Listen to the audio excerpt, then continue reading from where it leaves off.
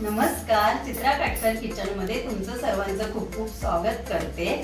आज आपण गुढीपाडवा निमित्ताने शेवयाची खीर करूया। इथे मी बॉम्बिनो शेव घेतले, तुम्ही कोणतीही शेव घेऊ शकता।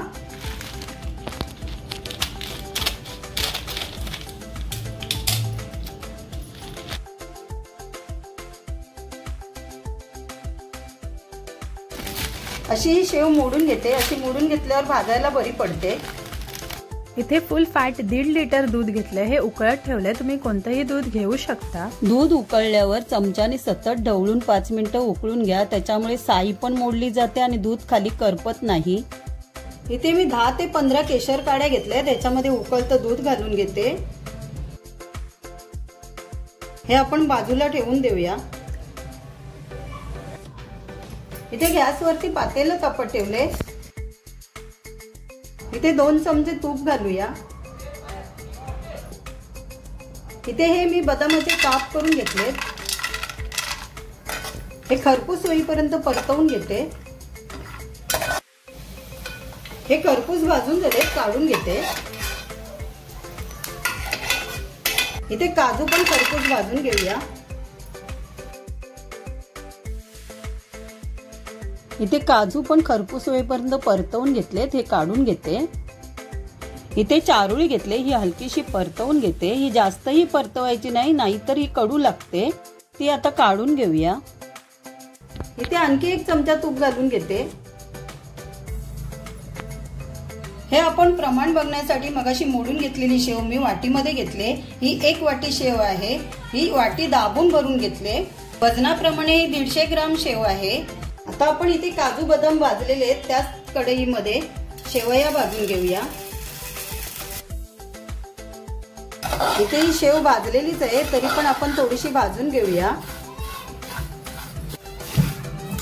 ही मीडियम गॅसवरती ब्राऊन होईपर्यंत शेव भाजून घ्यायची, त्याच्यामुळे ही चवीला छान लागते। इथे आता मी गॅसची फ्लेम मंद केले, कारण या शेव मध्ये दूध ओतायचं आहे।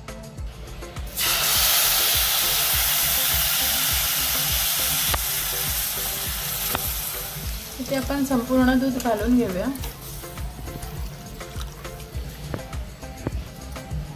इथे मी 5 ते 6 वेलच्या घेतल्यात, ह्या मी कुटून घेते। कुटून घातल्याने सुगंध टिकून राहतो। इथे शेवला उकळ आलेली आहे, आणखी 5 मिनिटं शिजवून घेते। आपण ज्या वाटीने शेव घेतलेली त्याच वाटीने साखर घेतले, ही 1 वाटी साखर टाकते। ही साखर ही 150 ग्राम आहे।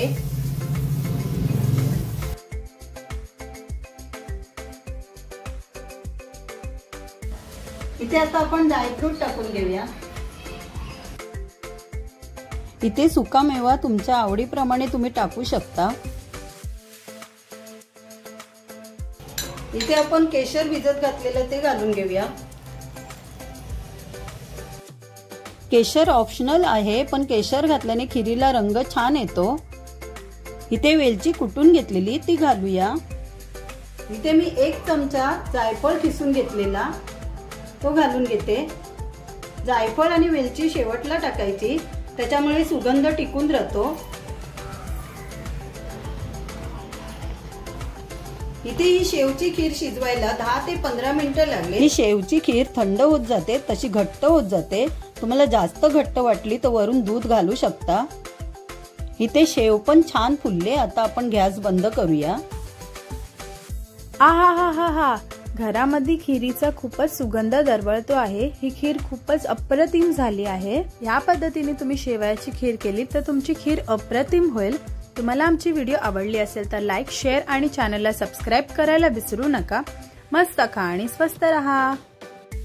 इथे मी शेवयाची खीर केले, शेवयाची खीर सर्वांनी खायला या। तुम्हा सर्वांना गुढीपाडव्याच्या मंगलमय शुभेच्छा।